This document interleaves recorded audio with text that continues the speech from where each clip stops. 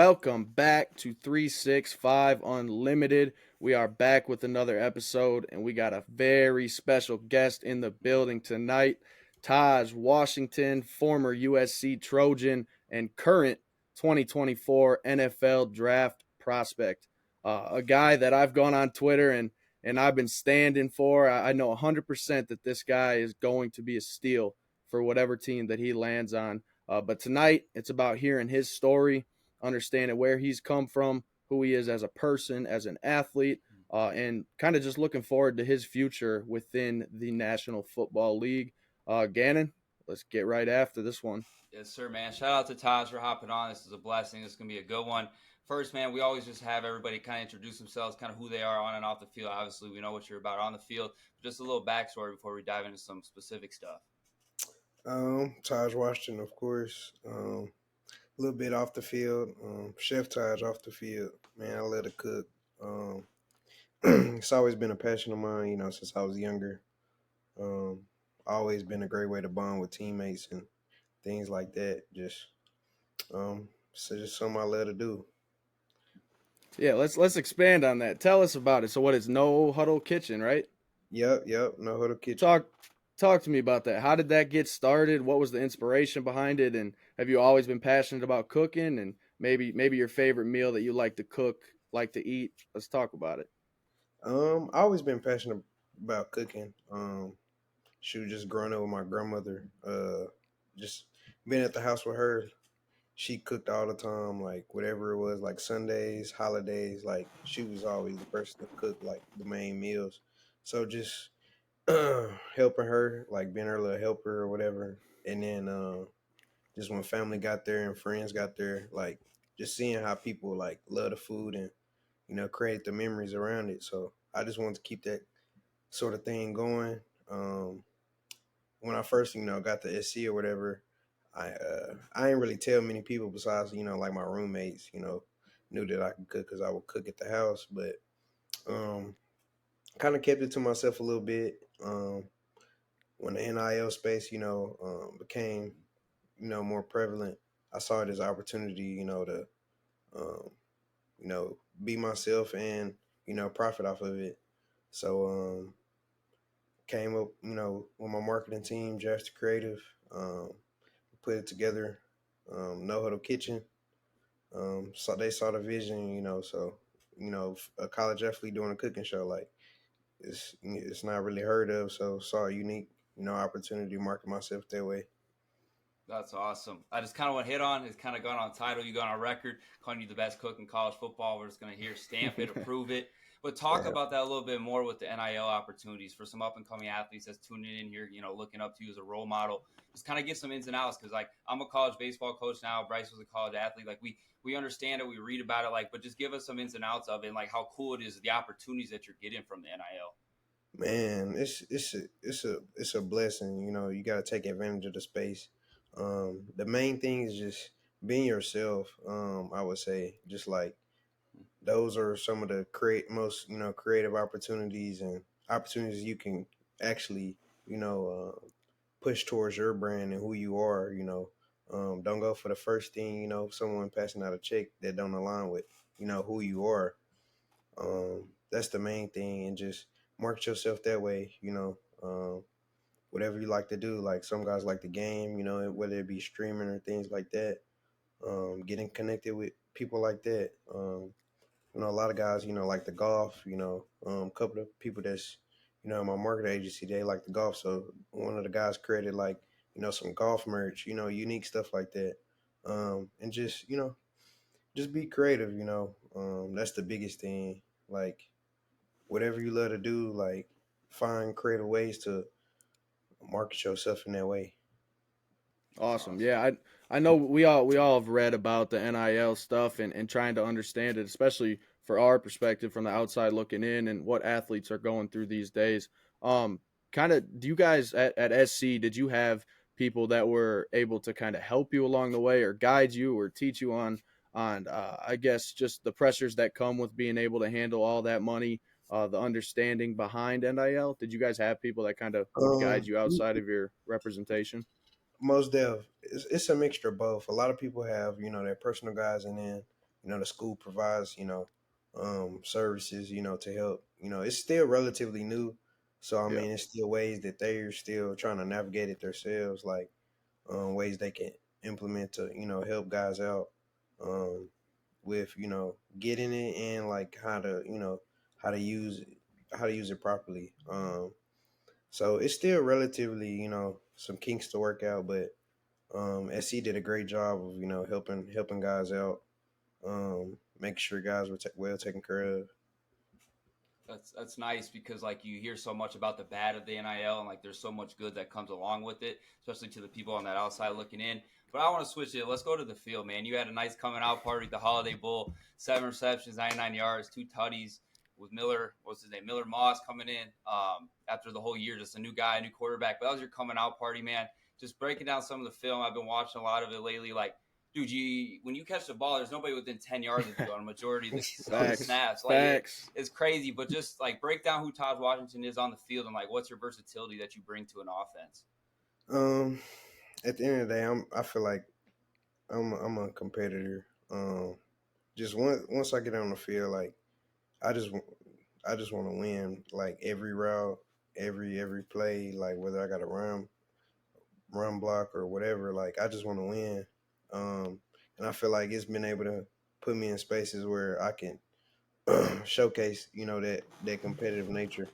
Whereas, you running around and it's like, I don't even want to be near bro. Like I'm trying to beat him so bad on the route that, once the ball there, like I can just be special after that.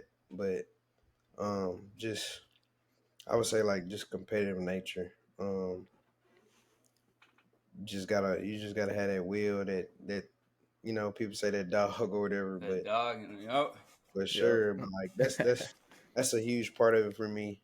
Um, and just being unsatiable, like just wanting to be unsatiable, like not settling, for plays that I've made or plays, that I made in the past. Might made a play earlier, but just trying to keep stacking them. You know what I'm saying? 100%. Well, you definitely at SC were stacking plays on plays, making a highlight reel. But let's throw it back. Hometown Marshall, Texas. So you were ingrained in that Texas football, that lifestyle, that atmosphere that everyone, when they think about high school football, the first state that you talk about is Texas. So what did Marshall, Texas do for you growing up, and how did it prepare you and propel you for bigger moments in college? Um, man, it's crazy. Like, just growing up, I always wanted to be a Marshall Maverick. Like, that was always the big thing, from where we're from, smaller town. Like the football team was pretty much everything, like, positive going, So, just wanted to be a part of that.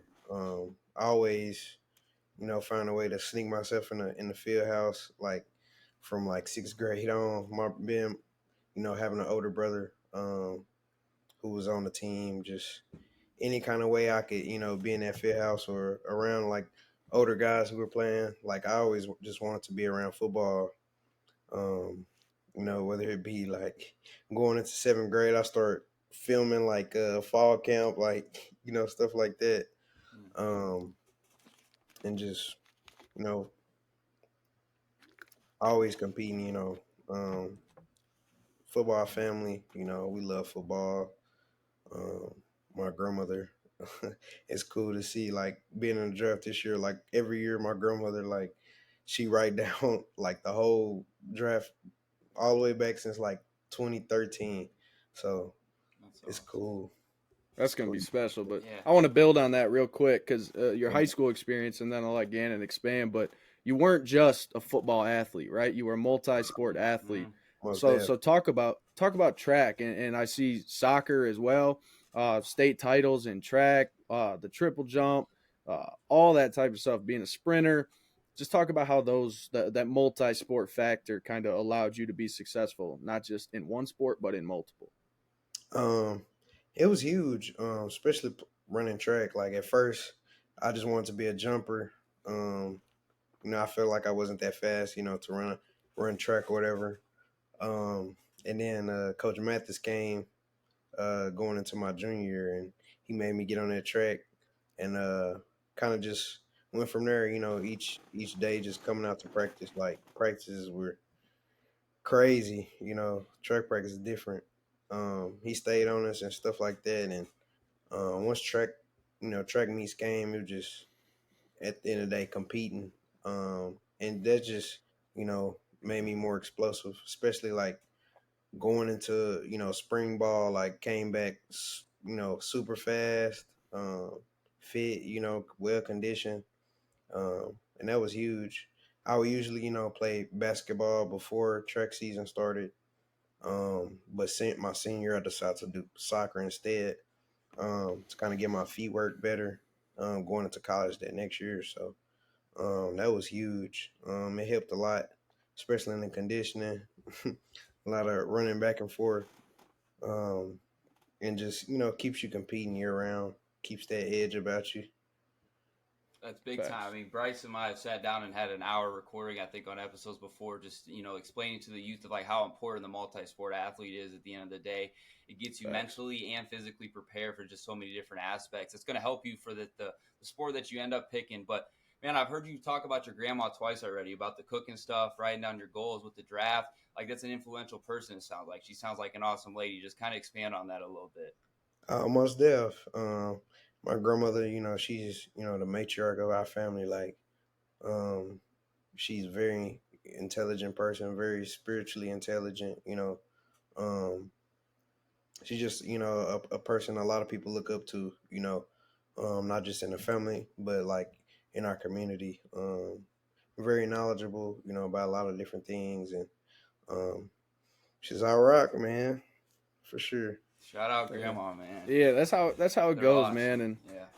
having a support system is what makes sports even more fun, right? Like you have the ability to have family come watch you play, whether it's in college, high school, or just the overall support that you get. It goes a long way in helping you become more successful, and you just feel good. You feel good knowing people are there, they're your rock, and they support you. But let's transition a little bit in this. And so originally, you go to Memphis. Talk about your experience at Memphis, and I'll let Gannon kind of transcend into uh, the portal. We'll talk about that in a bit, but just talk to me about Memphis. Um, so coming out of high school, um, I really was just focused like on my senior season. Um, so I really wasn't really even looking into colleges like that, like during that season. Um, we ended up losing like in a semifinal, and I start reaching back out to colleges and things like that. Coach Norvell, he was at Memphis, and Mhm. hit him up like let's schedule a visit, and he said, "Yeah, I'll be there tomorrow." He came the next day, so that really spoke volumes, um, as far as how much they wanted me there. Set up an official, end up going there. Get there. It was very different. First time, being away from the house, Mhm. things like that. Um, Memphis is it's a different place for sure.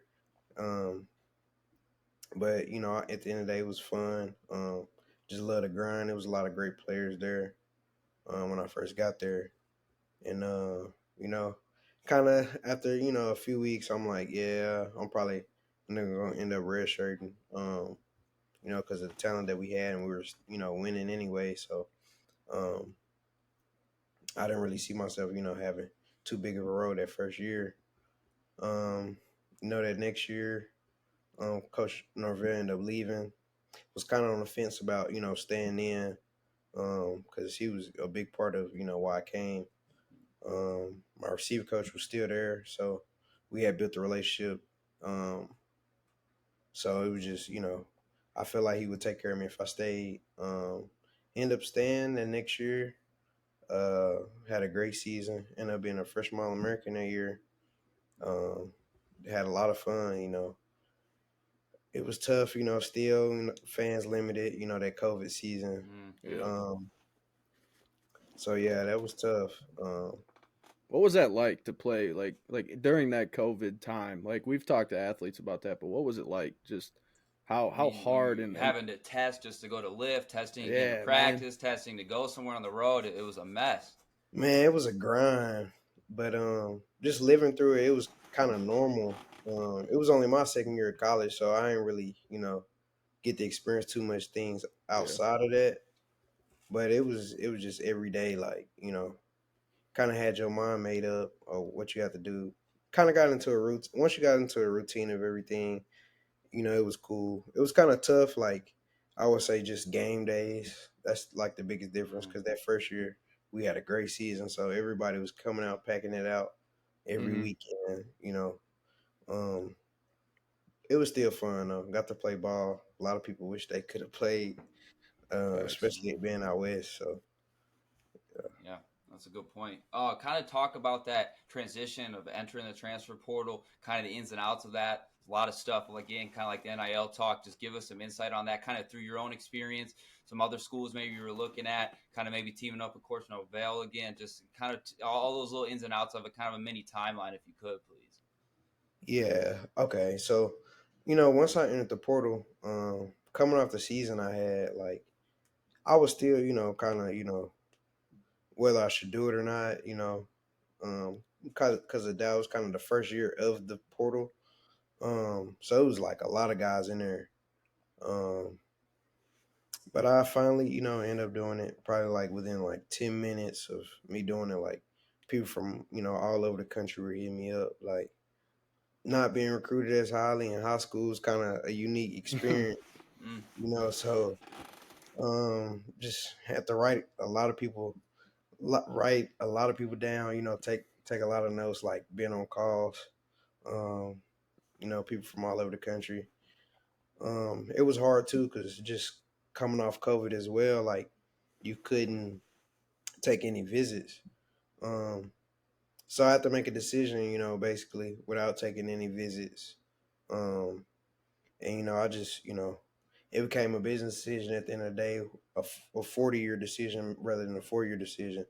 So, just thinking about who I am as a person and what program like would be the best fit. Like SC was a no brainer for me, um, and move out there without ever been to Cali. Um, it was a rough little transition too because things were more strict out there compared to down south, and it was it was cool though at the end of the day. Yeah, that's awesome. I mean, just having that experience to go through the portal, I'm sure, especially like you mentioned, coming right out of COVID, everything in that point in time was just like, I mean, we can all admit it, it was just weird. Like there was nothing about that time that was normal, and then especially hitting that portal, getting to SC. Talk about your relationship with Coach Riley. What was it like to play under him? We all, if you're a fan of ball, you understand Lincoln Riley. He's one of those oh boy, offensive. I was a Baker dude, man, back in the Sooner days. He's one Oh of them yeah. offensive masterminds. So what's it like? What was that experience like to play under him? It was pretty cool. Just seeing how he navigates, a day, a week, his preparation levels, just how he watches film, like just seeing it from his lens, like um, he's very analytical and he has, a unique mind where it's like he see things, a certain way, and you kind of like try to see what he's seeing. He just draws up, beautiful plays, like play after play after play. And then, the system that we were in, like, it was built for you to, be able to make plays. Like, um, it put a lot on the guys, but like if you were able to absorb the information, like you could really shine through like through that offense for sure. Just kind of talk about the SC experience playing in the Rose Bowl. Like you already talked about the city like a little bit, but the history with the program, just the tradition of that out there. Like I've never been out to Cali. Just it's an interesting vibe. I would like to go watch a game sometime. Just talk about that, like the fight on. Oh yeah. So our home stadium was the Cali. It was different playing in there. I did not have a good experience my first time in there. It was like fall camp, stuff like that. The grass was real thin, things Mm. like that. Um, big stadium. But once you get used to it, like it's a fun place to be, especially on Saturdays. Like the vibe, the energy.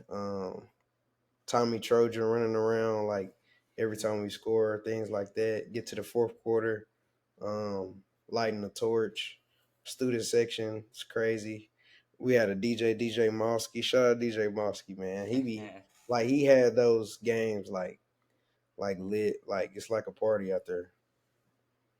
That's awesome. That's what college football's about, man. That's Oh, it is awesome. 100% about that atmosphere and just and being able to be ingrained in it as a player's got to be just Man, freaking crazy.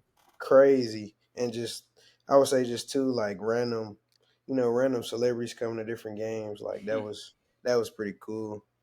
Just like just seeing random people on the sideline, like, bro, let's let Dirk over there. Like what That'd be sick, bro. like that's Zion. Or, like it's pretty cool. That's awesome. Let's talk about that. You mentioned Lil Durk. Gannon and I before the episode we were talking a little bit. We were curious. What's the pregame playlist? What's the pregame music Who we that gets you bumping, going? man? Uh for me personally, it's a lot of Memphis artists. Guys like Big Scar, um, Big 30 on uh, there or what? Big 30, of course, Dolph, a little bit of everything. Got some Big X on there. He started working his way into the playlist like throughout the season. Um, V's, I don't know if y'all know who that is. V's, yeah, yeah. I got a healthy rotation on there. Whatever, just get me in that mode because I'm a pretty chill guy, mellow guy, like just walking, talking, but game days I just had the tunes blasting and it's just like let's go Gotta time. lock in. Gotta lock in. Hey, so any future teammate in the NFL knows that you should probably hand the aux over to Taj. It's Oh gotta yeah. be gotta give the aux to him. But I want to talk about this because I put out a tweet a couple days ago, just watching some of your tape more and more, just understanding that when you get to SC and every year you were at SC was consistent improvement. You jumped from 600 yards to 700 yards, and then finally this past season you put up a stat line of 1,000+ yards with 8 TDs on 59 catches. So just talk about that, man. Like that's the fact that you can continually improve year in and year out in one of the hardest games ever. Like football is not an easy game, and especially the position you play to be able to understand coverages, who's going to be covering you, in what situation schematically are you in. Everything is so detail oriented. So to improve like that, man, give you your flowers on that because you've Appreciate set that. yourself up for success. So let's talk about what led to that. Just want to improve, like continuous improvement. Yeah. I'll say I'm my own worst critic. Just find little details in my game where I feel like where I need to get better, and want to get better. Just finding out the bad stuff, the truth stuff. So that's just been a big part of it. Just being a truth teller to myself. Things I need to work on, things that I'm not good at that I want to be better at. That was just the main thing. And I'm a man of faith too, so just a lot of praying and things like that. Bryce talked about that jump for your 3 years at SC. Just talk on the growth of your game, along with playing with Caleb Williams, having that type of X factor, being your quarterback at the end of the day. Obviously, we know he's going to go top in the draft, regardless who he is. We don't even get into that because we got Bears fans. We're from Northern Illinois. It's a whole. I'm a Packers guy, so like I love all the drama associated with it. But just talk about having Caleb Williams as your quarterback the last couple of years. Shoot, it was a blessing, man. Unique opportunity, to play with a quarterback like that. I just try to take full advantage of it. Just being wherever he need me to be when he need me to be there. So a lot of conversations where it's like, you know, um, what I need to do on this route, like what you need on this play. A lot of days, after practice, miss timing on something, trying to get timing down. A lot of long days in the summer, just running routes, just building that relationship and building that trust. So we in the game moments, like something we done 1,000 times. We can just go out there and do. 100%. I agree with you wholeheartedly on that. And you've talked a lot throughout this episode so far, just the fact of who you are as a competitor. I've heard you mention the word competitor, competitor, competitor. So tell me, what is an NFL team getting in Tahj Washington if they choose to draft you? A competitor, a playmaker, a they get playmaker, they getting a dog is what they're getting. a dog, a playmaker for sure. Most definitely. Let's I kind of want to just hear the kind of your pre-draft timeline, kind of what you're doing right now to train, where you're at, what you're doing. If you're training at the facility, if you're by yourself with your own personal guy, if you're working out with some guys, with some pro day dates coming up, workouts, just kind of like the build up. Like, give me a little into this. So just right now, just pre-draft, pre-combine training. I'm down here in Frisco, Texas. Training at Exos. Um, a lot of guys there. We got probably about 50 some guys there. A lot of great, great athletes. You know, kind of a mixture of top guys and guys trying to get on. So, um, after combine, go off for combine Tuesday. After combine, then I'll probably just come back here, train for a couple weeks, and get ready for pro day. Um, Go out to Cali, throw around, get some timing down. 100%. I was gonna ask you because Just another day at the office, nice yeah, casual little routine. facts. But have you worked with Two Live Craig? In the past for sure. You Um, have. I went out there like when I was in the portal. I used to go to Okay. SMU and go to the late night crew. Oh yeah, Oh yeah, that's awesome. We had an interview yeah. with him a couple months back. He's a dope He's a dude, and just dog, the man. energy he brings, and all glory to God, and everything about that guy. You can tell if he works with you, he connects with you. His So energy speaks, Mo- man. Most definitely, Yeah, he a great guy. He facts. made his way to a couple games this year too. that's No, that's awesome. awesome. But yeah, I mean, first off, I'm just impressed by who you are, not only as a player, but to get to know you more as a person.